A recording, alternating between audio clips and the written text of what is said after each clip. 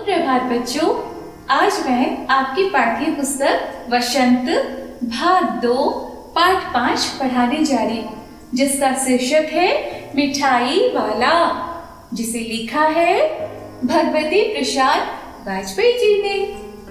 बच्चों, आज से करीबन 20 या 25 वर्ष पहले की बात है। क्या हुआ करता था कि गली गली मोहल्ले मोहल्ले फेरी वाला जाया करते थे और अपनी चीजों को बेचा करते थे, और जो भी बच्चे होते थे जिन्हें भी उन चीजों की आवश्यकता होती थी वो उनके पास जाते थे और चीजों को लेते थे। आज थोड़ा सा समय बदल गया है। आज क्या है, आपके ऑर्डर्स तो मोबाइल फोन पे हो जाते हैं। आप ऑर्डर कीजिए, 2 या 3 दिन के बाद आपके सामान आपके पास आ जाते हैं, है ना। लेकिन उस समय ऐसा नहीं था, संसाधन की कमी थी, ठीक है। आज नहीं है, आज हर चीज बहुत ही आसानी से उपलब्ध है। तो बच्चों, ये जो कहानी है वो एक फेरी वाले की है, जो कद काठी में सामान्य है, जो पतला दुबला भी है, देखने में बिल्कुल साधारण है, ठीक है। और वो क्या करता है, वो अपनी चीजों को बेचा करता है। तो यहाँ पर जो फेरी वाला है वो खिलौने को बेचता है, और पता चलता है कि कोई मुरली भी बेच रहा है। ये भी मालूम होता है कि मिठाई बेचने वाला भी कोई है। लेकिन ये सारी चीजें जो बेचता है, उसकी आवाज, उसको बोलने का ढंग, तरीका बिल्कुल एक जैसा लगता है। तो ये जो फेरी वाले हैं, चलिए उनके बारे में कहानी है। तो मैं कहानी प्रारंभ करती हूँ। कहानी इस प्रकार है। एक फेरी वाले थे। वो क्या करते, बहुत ही मधुर आवाज में, बहुत ही मादक उनकी ध्वनि थी, उनके बोलने का ढंग था। वो आवाज देते थे, बच्चों को बुलाते थे और गली गली मोहल्ले मोहल्ले जाकर अपने सामान को बेचा करते थे। तो ये रहा वो खिलौने वाला। तो इस बार क्या हो रहा है कि खिलौने वाले आए हैं, गली गली में घूम घूम कर खिलौने को बेच रहे हैं। जो बुलाने का उनका ढंग था बड़ा ही प्यारा और अनोखा था। वो कैसे बुलाते थे, एक गाना है ना पहले की मूवी की, जो सिनेमा है उसकी गाना है कि आया रे खिलौने वाला खेल खिलौने लेकर आया रे, आया रे खिलौने वाला खेल खिलौने लेकर आया रे। कुछ इसी तरह से ये भी गाते हैं। और वो किस तरह से गाते हैं, बच्चों को बहलाने वाला खिलाने वाला, खिलाने वाला, बच्चों को बहलाने वाला खिलाने वाला, खिलाने वाला। ऐसा कहकर वो गली गली घूमते, और जब भी इनकी आवाज बच्चों के कान तक जाती, सारे बच्चे दौड़कर जिस हाल में भी रहे, बच्चे बाहर आ जाते, उसके पास आ जाते, खिलौने वाले के पास, और सभी उसे खेल लेते। पर बच्चे क्यों, बड़े बुजुर्ग, यहाँ तक कि महिलाएं भी गोद में अपने बच्चों को लेकर और बाहर आ जाती उसे देखने के लिए। वो था ही इतना अनोखा, वो बोलता ही था इतना अनोखा, इतने प्यार से कि कोई नहीं रह पाता। और जब सारे बच्चे उसे घेर लेते तो सारे बच्चे उससे पूछने लगते, यहाँ पे दिख रहा है ना, सारे बच्चे उससे पूछते, इचका दाम क्या है, कि कैसे दोगे, और इचका, और इचका, तोतली तोतली आवाज से बच्चे पूछते। तो ये जो खिलौने वाले हैं वो सभी को बोलता, हाँ बाबा मैं सभी को खिलौने दूंगा, अच्छा रुक जाओ रुक जाओ। सभी को बहुत बहला फुसला के खिलौना बेचता था। तो इतने में क्या है कि यहाँ पर जो 2 बच्चे हैं वो बार बार जिद करते हैं कि इचका दाम क्या है, इचका और इचका। तो उसने दाम बताया, और जो भी जितने भी पैसे बच्चे के पास होते थे वो उस खिलौने वाले को दे देता था, और खिलौने वाला बदले में क्या देता, खिलौने दे देता। कोई मोल नहीं, कोई भाव नहीं, जितने पैसे बच्चे के पास है वो दे देता, और खिलौने वाले से वो खिलौने दे देता जो उनकी पसंद की चीज है, ठीक है। तो एक दिन की बात है कि ये जो विजय बाबू के बच्चे हैं 2, चुन्नू और मुन्नू, तो ये लोग भी खिलौने वाले के पास आए और खिलौने लेकर वो चले गए घर में। और घर में वो दोनों खिलौने से खेल रहे थे और बोल रहे थे कि मेरा गोला देखो ना कितना सुंदर है, मेरा गोला देखो ना कितना सुंदर है, क्योंकि इन्होंने घोड़ा लिया था और जितने पैसे थे उतने ही पैसे में ये फेरी वाले ने, ये खिलौने वाले ने उसे दे दी थी। तो दोनों बच्चे आपस में बोल रहे हैं मेरा कितना सुंदर गोला है, मेरा कितना सुंदर गोला है। बहुत दूर से इन दोनों की माँ रोहिणी इन्हें देख रही थी और जब ये बच्चे आपस में बहुत घुल मिलकर खेल रहे थे, आपस में बातें कर रहे थे उस खिलौने के बारे में, तो रोहिणी पूछती है अरे चुन्नू मुन्नू इधर तो सुनो। फिर चुन्नू मुन्नू आता है तो चुन्नू मुन्नू से वो पूछती है अरे चुन्नू मुन्नू कितने में ये खिलौने दिए जरा बता तो चुन्नू मुन्नू ने कहा 2 पैसे में, 2 पैसे में दे दिया है। रोहिणी बहुत चिंतित होती है। रोहिणी को लगता है कि ये फेरी वाला तो अजीब है, इतने सस्ते में बच्चों को खिलौने दे जाता है और फिर मतलब क्यों दे जाता है, ये तो तय है कि दे दिया है, क्यों देता है, उसे फायदा क्या है इससे, क्या उसकी नुकसान नहीं होती होगी। लेकिन हाँ ये तो तय है कि दे गया है।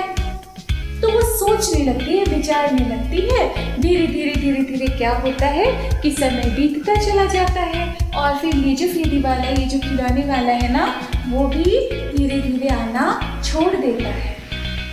और बहुत दिनों के बाद फिर अचानक, ये आपकी दूसरे भाग में लिखी हुई है कि फिर अचानक से सुनाई देता है रोहिणी को कि कुछ लोग आपस में किसी मुरली वाले के बारे में बात कर रहे हैं। मुरली वाले के बारे में कह रहे हैं कि ये मुरली वाला तो उस्ताद है भाई, ये तो बजाता भी है और बेचता भी है, इसकी आवाज तो बहुत मादक है, ये तो बहुत सुंदर बोलता है। तो रोहिणी ना कान लगाकर सुनने लगते कि भाई किसके बारे में ये बात हो रही है, कौन है वो।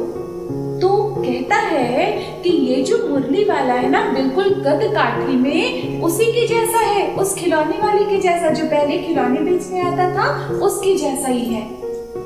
तो रोहिणी भी ध्यान से सुनने लगती है, लेकिन रोहिणी सोचती है कि ये तो मुरली बेच रहा है, वो तो खिलौना बेचता था।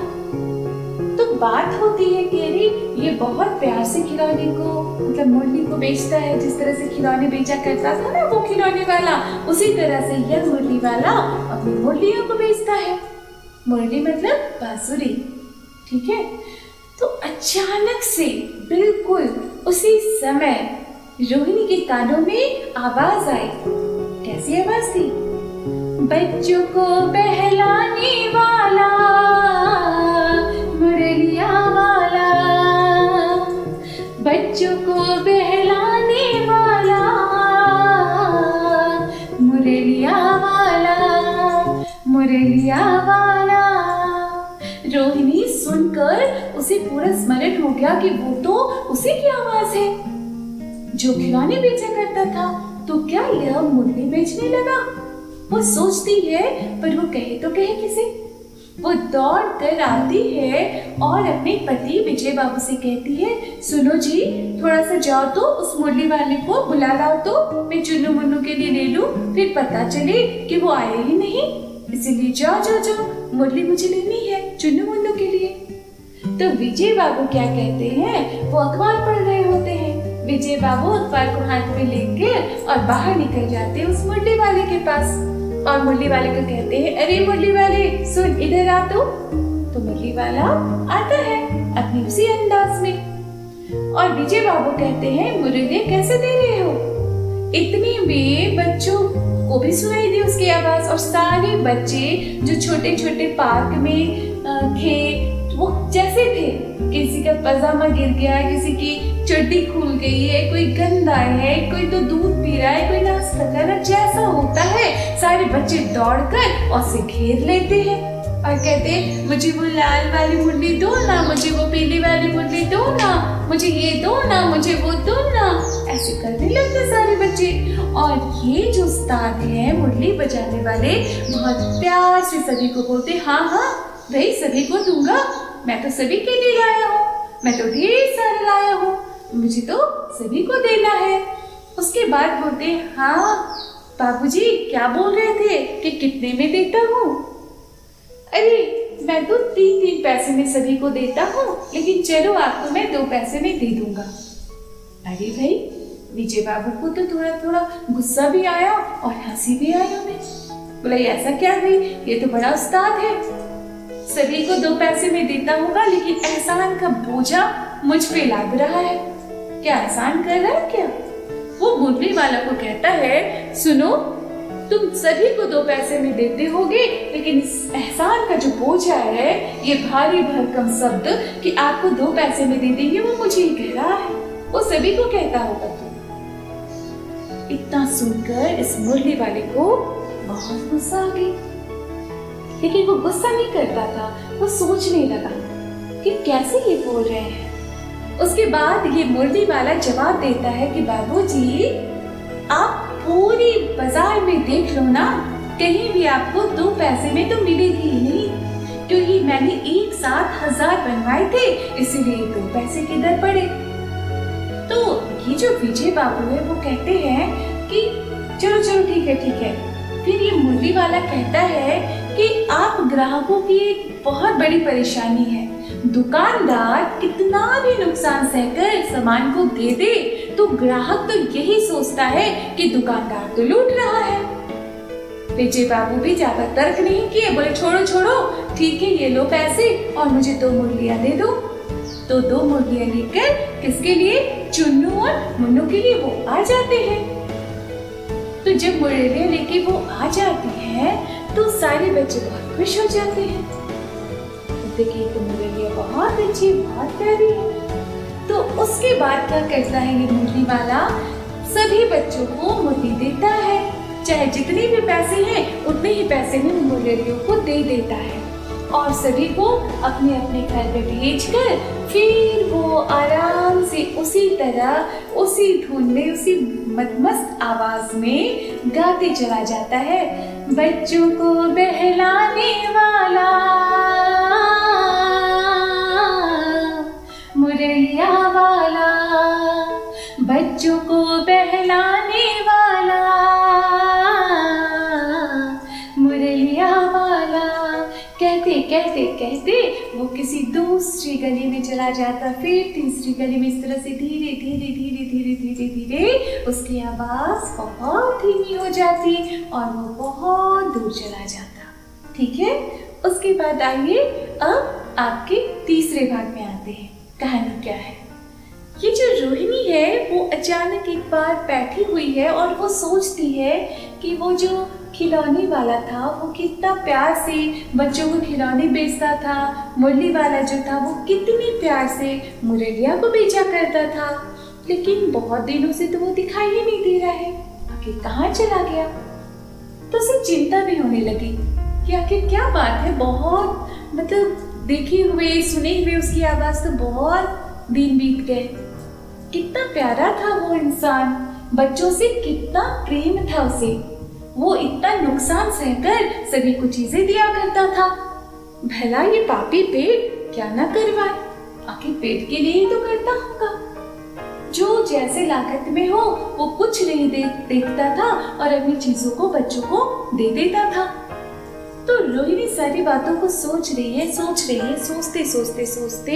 वो फिर अपने जीवन में अपने काम में लग जाती है। और फिर धीरे धीरे क्या होता है कि खिलौने वाले की याद और इस मुरलिया वाले की याद धीरे धीरे मिट जाती है और वो अपने काम में, अपने जीवन में व्यस्त हो जाती है। बहुत दिनों के बाद, करीबन 7-8 महीने की बात है, एक आवाज उसे सुनाई देती है। कब सुनाई देती है? जब वो अपनी छत पर जाकर, सर्दी का वो दिन है, छत पर जाकर स्नान करके वो अपने लंबे जो घुटने तक बाल थे उसे सुखा रही होती है।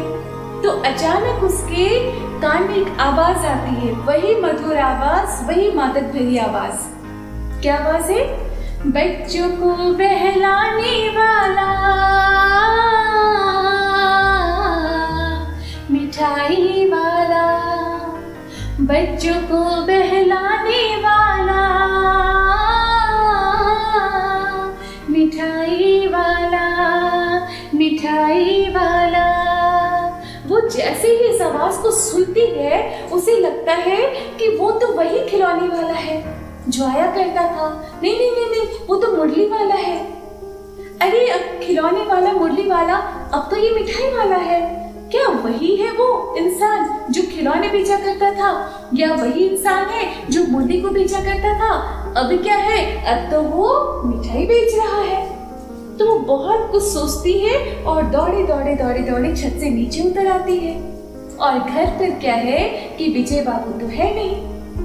घर पर उनकी एक दादी माँ है, बुजुर्ग है। दादी माँ को बोलती है, दादी माँ थोड़ा उस मिठाई वाले को बुला, तो मिठाई थोड़ा ले लो चुन्नू मुन्नू के लिए, क्योंकि घर पे तो और कोई थे नहीं।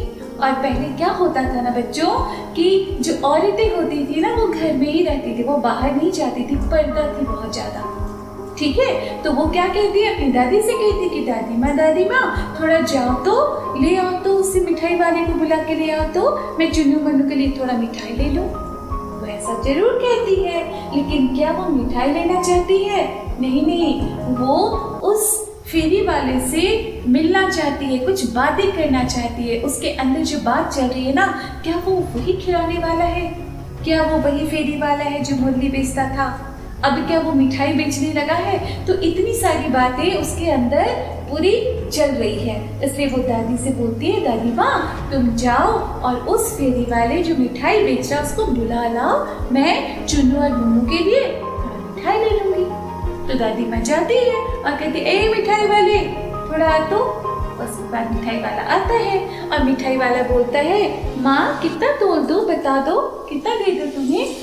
तो दादी माँ थोड़ा पुराने जमाने की थी, थोड़ा मोल भाव करने लगी। ऐसा माना जाता था जो ज्यादा मोल भाव करे उसी चीजें बड़ी आसानी से कम दाम में उपलब्ध हो जाती है। तो ऐसी बात लेकिन थी नहीं, वो ईमानदार थे बहुत ज्यादा वो मिठाई वाले। तो मिठाई वाले बोलते हैं कि दादी माँ तुम्हें कितना चाहिए, बता दो। तो दादी माँ बोली, नहीं पहले बताओ कैसे तुम दोगे। उसके बाद आपस में दोनों की बड़ी नोक झोंक होने लगी। ये कहानी मैं तो 12 दूंगा, वो कहनी मैं 25 लूंगी, चलो 22 में दे दो, सारी बातें होने लगी। तो फिर रोहिणी जो है वो पीछे पर्दे के पीछे से देख रही है सारी बातों को। वो कहती, देखो दादी माँ ये ठीक दे रहा है, लो ये पैसे, इसे 25 ले लो और 4 पैसे की से खरीद लो, जितने भी दे दे बहुत है, वो तो सस्ते में दे रहा है ऐसा मुझे लग रहा है दादी माँ, तुम ले लो अच्छा दे रहा है।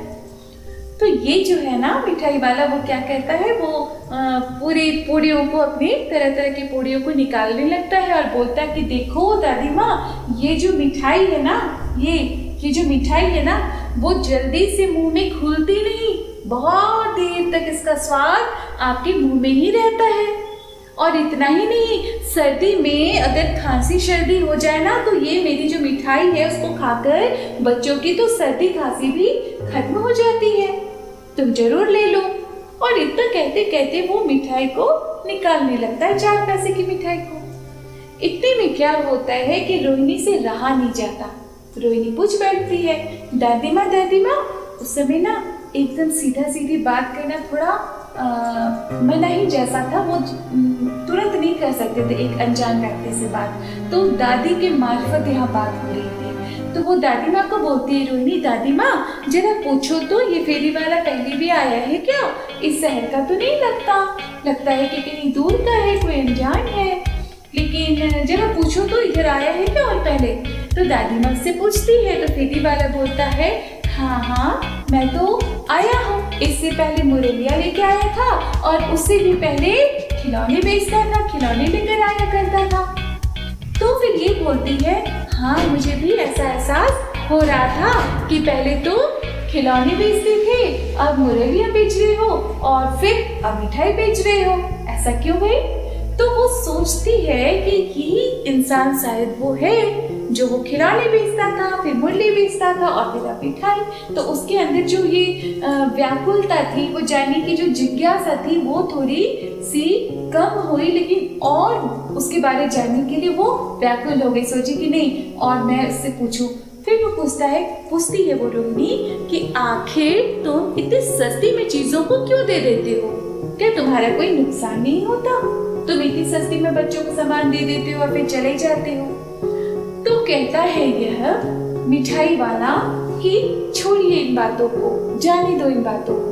तो रोहिणी बोलती है, जब इतना कह दिए हो तो थोड़ा और कह दो ना, मैं जानना चाहती हूँ तुम्हारे बारे में। और आसिनी, कई दिनों से मैं तुम्हारे बारे में सोच रही हूँ और मुझे तुम्हें मतलब तुम मुझे बहुत अजीब लगते हो, बहुत ही साधारण लगते हो और इतने मतलब कैसे तुम अपने नुकसान को सहकर और बच्चों को चीजों को देते हो, क्यों? तुम्हारा नुकसान नहीं होता क्या? तब ये जो मिठाई वाला है वो बोलता है कि नहीं नहीं, मुझे बहुत तसल्ली मिलती है, मेरे दिल को बहुत राहत मिलता है, ऐसा कुछ नहीं है, मुझे बहुत अच्छा लगता है ऐसा करके। तो फिर रोहिणी बोलती है, ऐसा क्यों खला, क्यों ऐसा होता है?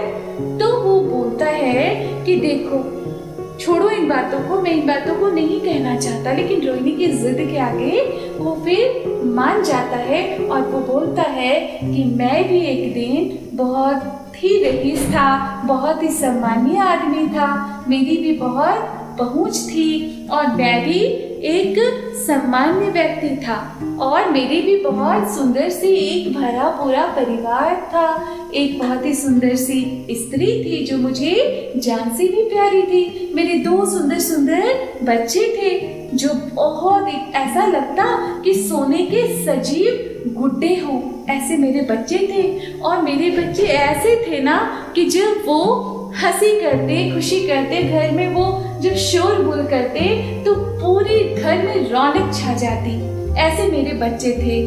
लेकिन अब ऐसा कुछ नहीं रहा। गाड़ी, बंगला, मेरे बच्चे, मेरी स्त्री, मुझे किसी चीज का कोई दुख नहीं था। बाहर पूरा संसार अगर है तो घर में एक बहुत ही प्यारी सी मेरी दुनिया भी थी। मैं बहुत मजे से, बहुत खुशी से, बहुत प्रेम से एक साथ रहता था। लेकिन आज ऐसा कुछ भी नहीं है।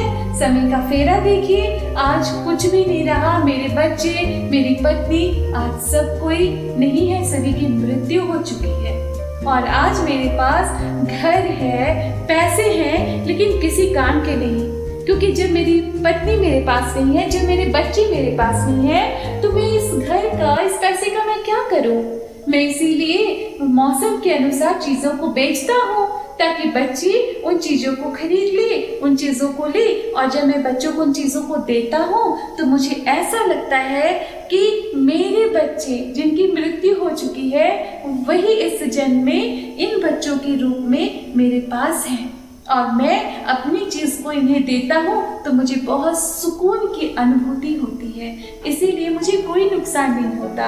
अपार सुख की मुझे अनुभूति होती है। और इन बच्चों में मैं अपने बच्चे को देखता हूँ, मैं अपने बच्चों को ढूंढता हूँ और कुछ नहीं। क्योंकि मैं चाहता भी हूँ ना दादी माँ, तो मुझे मौत नहीं मिलती, प्राण निकाले भी नहीं निकलते। मैं मरना चाहता हूँ फिर भी मुझे मौत नसीब नहीं है। अब मैं क्या करूं? मेरे जीने का सहारा कुछ नहीं है, इसीलिए मैं इन बच्चों के सहारे ही जीता हूँ। मैं गली गली, मोहल्ले मोहल्ले घूमता हूँ तो मुझे ऐसा लगता है कि अभी दौड़कर मेरे बच्चे मेरे पास आ जाएंगे, अभी आ जाएंगे। और जो मुझसे लिपट जाते हैं ना दादी, तो मुझे ऐसा लगता है कि वो मेरे ही बच्चे जो खो गए हैं, मुझसे बिछड़ गए हैं, मुझसे जिनकी मृत्यु हो गई है, उन्होंने ही जन्म लेकर और मुझे पकड़ लिया है। इसलिए मुझे अपार खुशी मिलती है। इतना कह ही रहा था कि चुन्नू मुन्नू आ गए और आकर मम्मी से अपनी माता जी से लिपट गए और बोलने लगे, मम्मा अम्मा मुझे मिठाई चाहिए, अम्मा अम्मा मुझे मिठाई चाहिए। तो ये जो मिठाई वाले वो बोलते हैं, सुनो इधर आओ, मैं दूंगा, मुझसे लो। और 2 पुड़िया निकाल कर उसे दे देते हैं।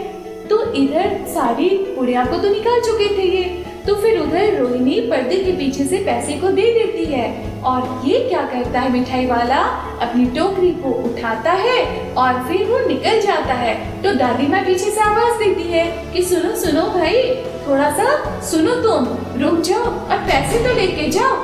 लेकिन मिठाई वाला बोलता है, नहीं माँ जी, अब मैं ये पैसे नहीं लूंगा, आज तो नहीं लूंगा। और वो रोने लगता है। रोहिणी की भी आंखें पूरी भर जाती है, दादी माँ भी बहुत रोने लगती है।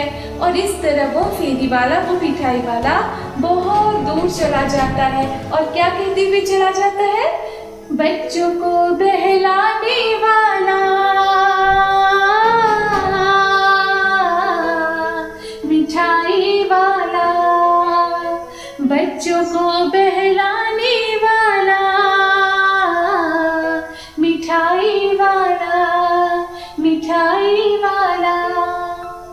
और फिर आवाज उसकी उस पेड़ से बहुत दिनों तक नहीं आती है। तो ये एक बहुत ही प्यारी मार्मिक सी कहानी थी मिठाई वाला। प्यारे बच्चों, जो दिल से, जो हृदय से काम करते हैं ना, वो कभी भी फायदा और नुकसान नहीं सोचते। वो सिर्फ इतना सोचते हैं कि मुझे करना है तो करना है।